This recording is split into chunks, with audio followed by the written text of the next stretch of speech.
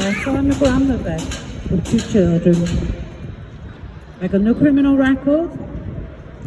I got 2 children, one's done a law degree, insulin dependent, lived in the hospital all my life, and the other one, the daughter's mother, for ADHD. Lived in the same house for 24 years and worked. Never had no involvement with social services, anyone whatsoever, okay? So my record's clean. My downfall is I'm dyslexic and I'm dyspraxic, and I realised this the last 6 months. They used it, the local authority used it to their advantage. So when they did a viability assessment, now remember I know nothing about social services. One person, 30 minutes for my grandchildren. Complete errors all the way through that I could prove was errors.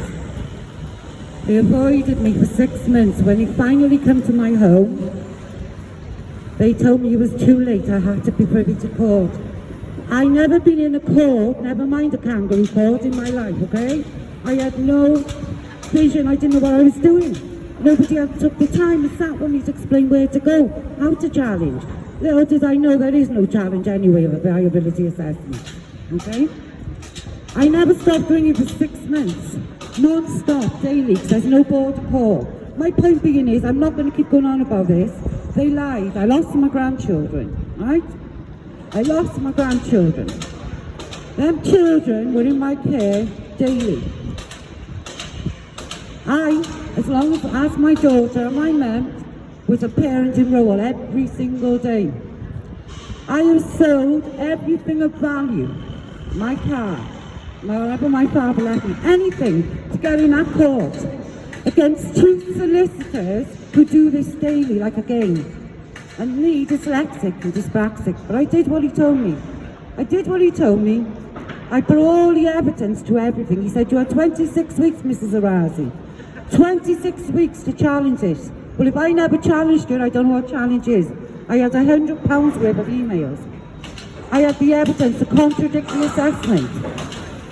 I had it all. He decided in his judgment to go on this verbal evidence rather than the written evidence. Is that normal? Could you send someone to prison for going to steal them knickers?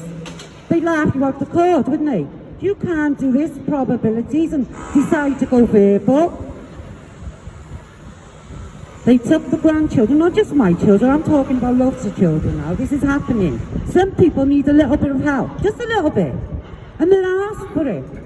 But instead of helping, they take the children. It's an easier route. It's easier. It's less money.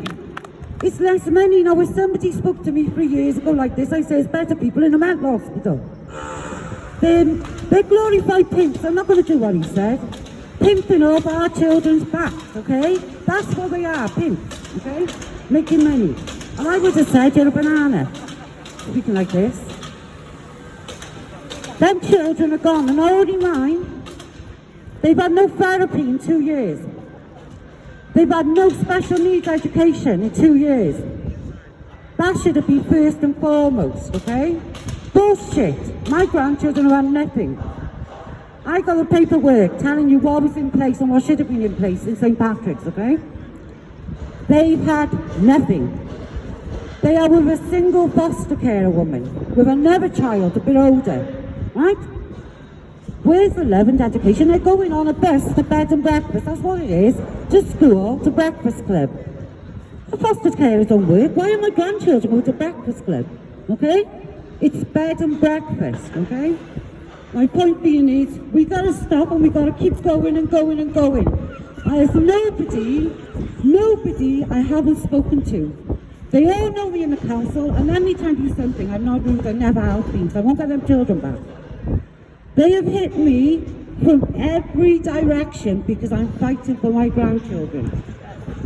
They have given me fine after fine, with no photos, nothing but bins. They have sent mash to my own son of 6. He's not 6 yet, he's younger than my grandchildren. Open and closed case. I am petrified, like the mothers who haven't turned up. I am petrified. I go to bed petrified. I take my son for fighting. But I have no respect for myself And neither would my son if I gave up this fight. And I will go on with dignity, and I will fight, and I won't be scared of none of them. They can stop all they want, and they can give me all the trouble they want, and I'll never be rude. But I'll get my grandchildren back.